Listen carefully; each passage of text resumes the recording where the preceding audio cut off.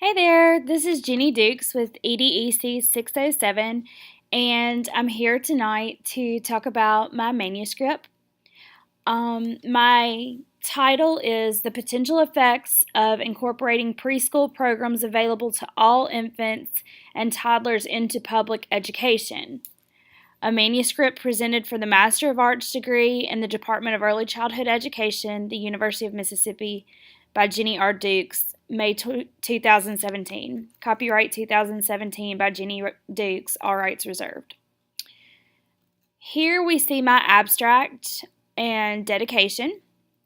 My abstract simply states that this is an ongoing work, and it continues, and you can see it here in my paper. And of course, this work is dedicated to Jessica Essery, whose instruction and tireless effort have given me the knowledge and confidence to go forward with this manuscript. I have several people I'd like to acknowledge. I would like to thank my classmates from the University of Mississippi for their help in suggesting peer-reviewed articles. I would also like to thank Laura Braden and Kimberly Doolittle for reading my draft and suggesting revisions. It is the support of my classmates that continually drives me to strive for my best. Here we see the table of contents. Notice the different parts are my abstract, dedication, acknowledgments, list of figures. That's where my Roman numerals stop.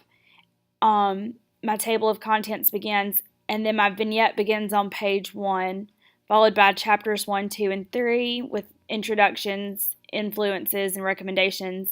And then my paper ends with my bibliography and vitae appendix. Here we have the list of figures, which I'll name as I go through the paper. And I'll get started with the vignette. The case of attainable quality childcare and preschool for infants and toddlers. Here you see the cost of childcare. This is actually based off of childcare in Byram, Mississippi, but I changed the name of the centers just to keep them private, as I told the centers I would when I called and asked them about their prices. So that's figure 1, cost of childcare. Parents of infants all over the United States have one struggle in common: lack of sufficient childcare. Families who are well off may struggle to find an open slot of time for their little one, or face issues of timing when dealing with childcare facilities that close long before the parent is off work. Quality educational childcare for infants is considered to be a luxury for middle-class families who do not qualify for programs such as Head Start, but struggle to make ends meet.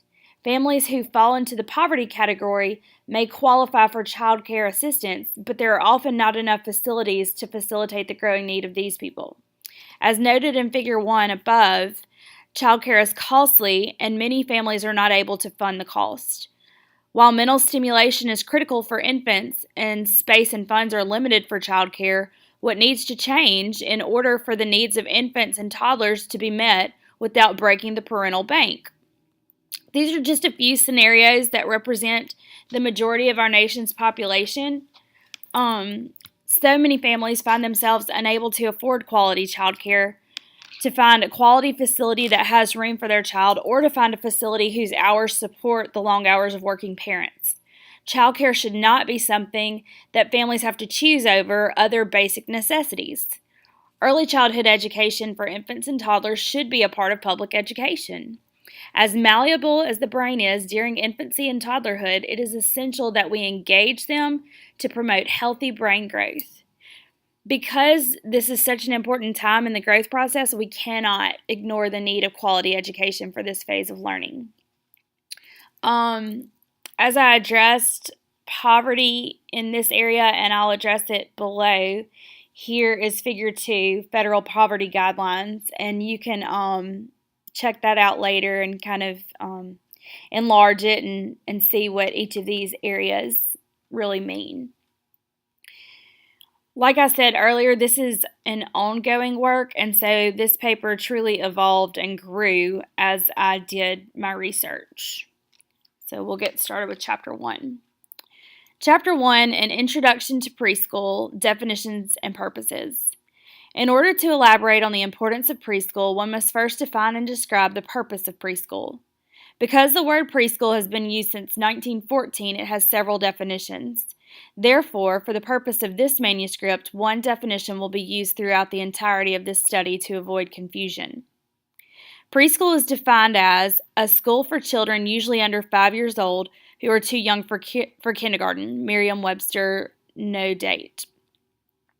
In addition to one definition of preschool being applied to this paper, a specific purpose of preschool must be defined as well. Preschool years are viewed by many as an important time for children to gain prerequisite skills that foster and support future literacy development. Huang, 2017.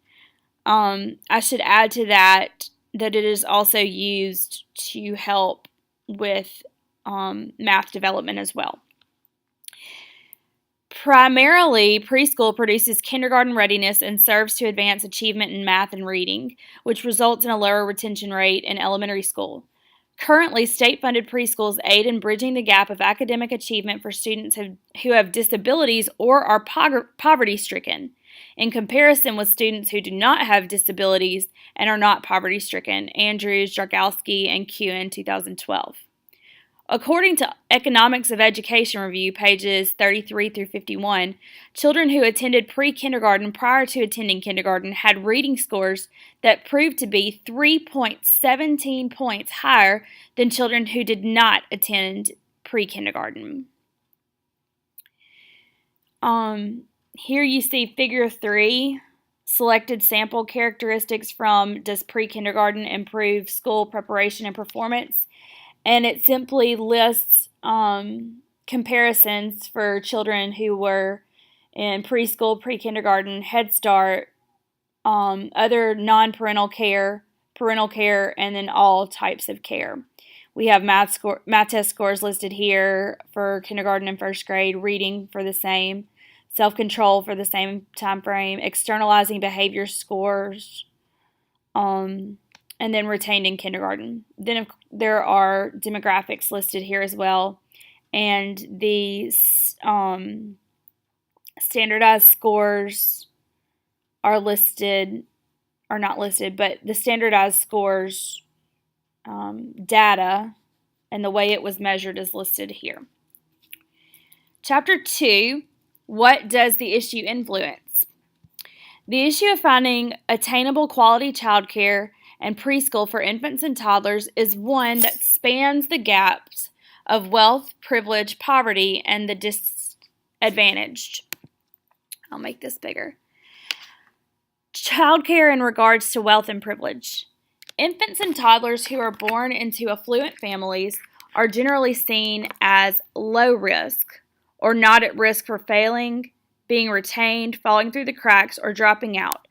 Because these children are born into families with means, the likelihood for these children to be at risk is immediately dismissed. We as Americans have to ask ourselves, what does wealth and privilege have to do with risk? And are we willing to allow our children to be placed into any academic category at such an early age? Wealth is a significant predictor for the applied problem math score and behavior problems, Williams, 2008. Most people have heard the phrase, a failure to plan is a plan for failure. The same is true in education. Parents must plan for their children's academic success before they fail. Posing that a child is at low risk suggests there is no need to plan or intervene. Why should a parent place their child in preschool or pre-kindergarten if the child is considered to be low risk for academic failure? Childcare in regards to working class. In his 2015 State of the Union address, President Obama cited childcare affordability as a key to helping middle-class families feel more secure in a world of constant change, White House, 2015. Childcare costs are a significant factor for middle-class families. See the figure below from Gould and Cook, 2015. This lists childcare in relation to the family budget. It speaks about the overall family budget for a two-parent, two-child family. It speaks about childcare costs and the amount in which they account for in a family budget, and it goes on. But feel free to click on that in my paper and enlarge it and really study that. Childcare in regards to poverty and the disadvantaged. In direct contrast to affluent children, infants and toddlers who are born into underprivileged families are immediately classified as at risk or seen with potential for failure, being retained, falling through the cracks, or dropping out. At birth, these children are already categorized as someone who is likely to have academic deficiencies. Because these children are placed into categories with labels such as at risk, it is essential that they start off on the right foot in their education. However, even though there are programs like Head Start for families who are impoverished, there's not enough space to support the amount of infants and toddlers who qualify for these programs. Therefore, the children and their families are turned away. Where can these families turn for quality pre-kindergarten or preschool childcare? The cost of childcare. For some states in the United States, infant care costs outweigh the cost of tuition for a 4-year in-state college, Gould and Cook 2015. The costs listed in Figure 1 from above are from actual child care facilities, names were changed, around the Jackson, Mississippi metropolitan area, and these costs are relatively low in comparison with other facilities in Mississippi. According to Gould and Cook 2015, when 10 family budgets in various areas are reconstructed to include 2-parent, 2-child families with an infant and a 4-year-old, child care ranges from 19.3% to 28.7% of total family budgets.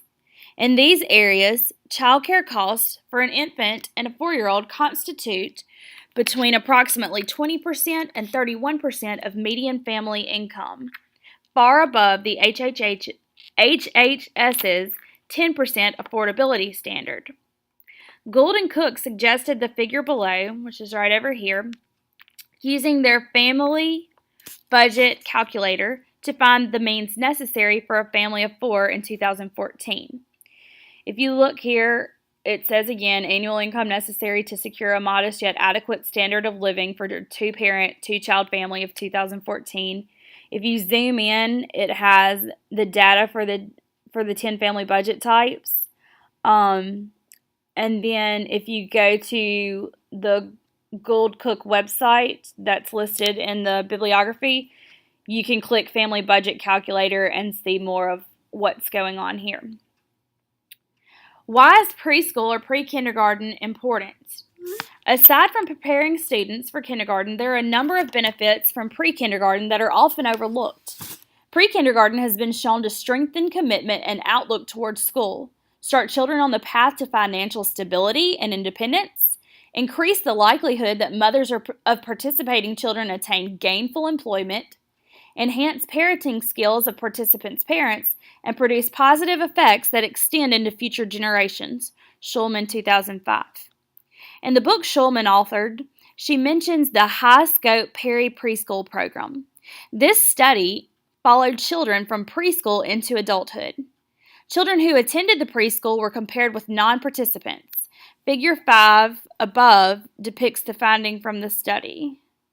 Oh, I'm sorry. It's actually Figure 6. I need to fix that.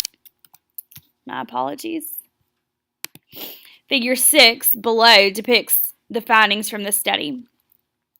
Here you see that participants are compared with non-participants.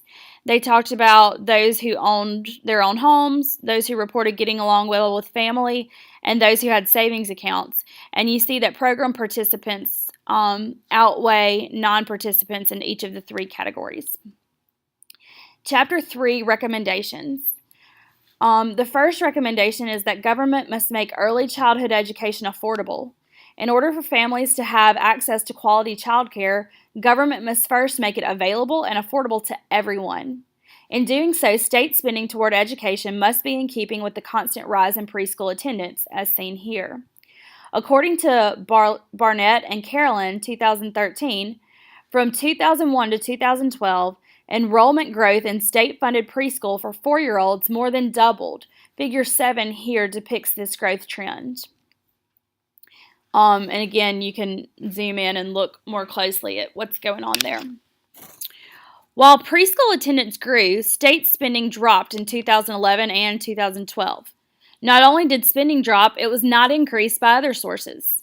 Federal stimulus funds decline, and local governments cut back on spending.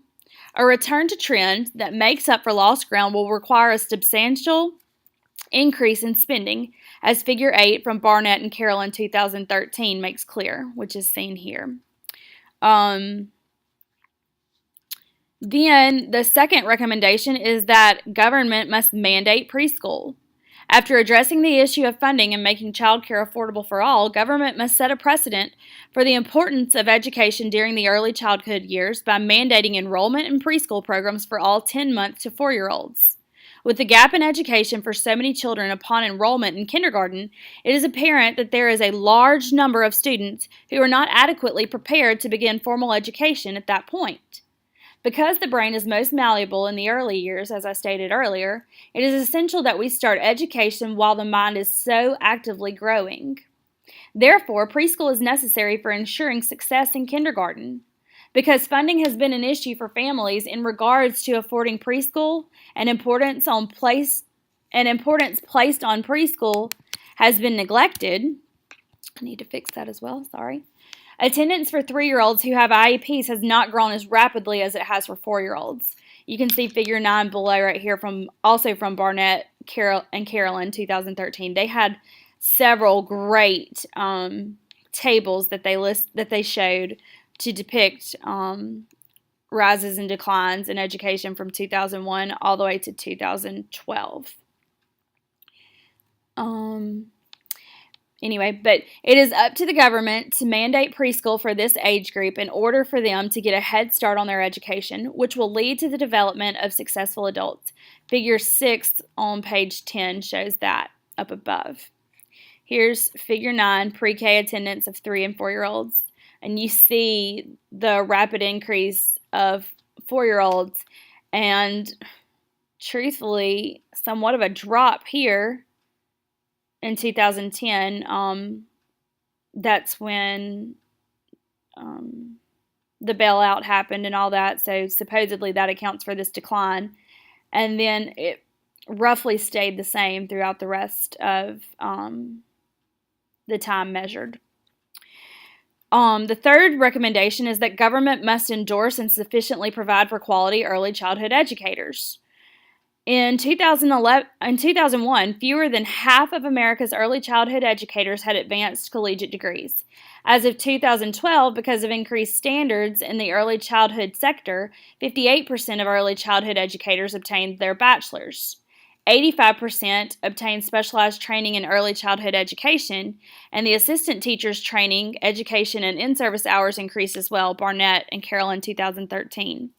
However, this trend was carried out through the will and dedication of teachers, as policymakers have been hesitant to increase teacher requirements since that drives cost. In order to eliminate subpar education for young learners and to keep high-quality teachers in education, states must begin to compensate teachers adequately for their continued training, furthering of their education and overtime hours. Further, the set pay scale must be a requirement for each public school district to meet for employed early childhood educators. According to the data from the 2009 Bureau of Labor Statistics, preschool teachers reported an average salary of $27,450 compared with kindergarten teachers who at that time averaged $50,380.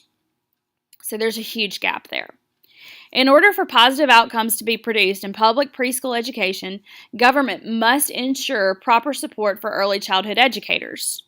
Government must For the final recommendation, government must set specific goals and standards for preschool programs. In order for any preschool program to be successful, there must be set standards and goals for children to strive for and teachers to teach toward.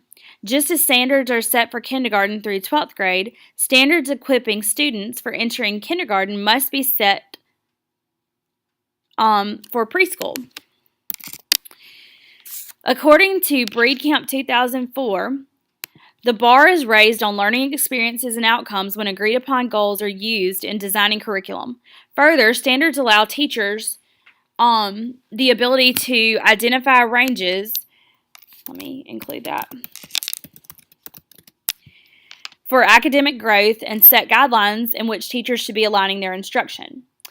After inciting said standards, it is essential to ensure proper implementation through a detailed plan that allows for structure and teacher creativity at the same time. And then lastly, we see an overnight fix. Above all, government, policymakers, educators, and parents must remember that mandated public preschool will not be an overnight fix to problems that have ailed America for years. However, with time, patience, proper funding, and support, our educational system will become a machine that not only benefits children, but benefits humanity through the production of successful, well-educated, society-contributing adults. So thank you for listening to my paper. Here on page 16, you can find the bibliography that cites each of the sources I used in writing this paper. And then here you can view my vitae, which assures my credibility and tells a little about my education and my merits. And lastly, this page right here, for some reason, cannot be deleted. So it is still there, but it should not be. Thank you for taking the time to listen to my paper.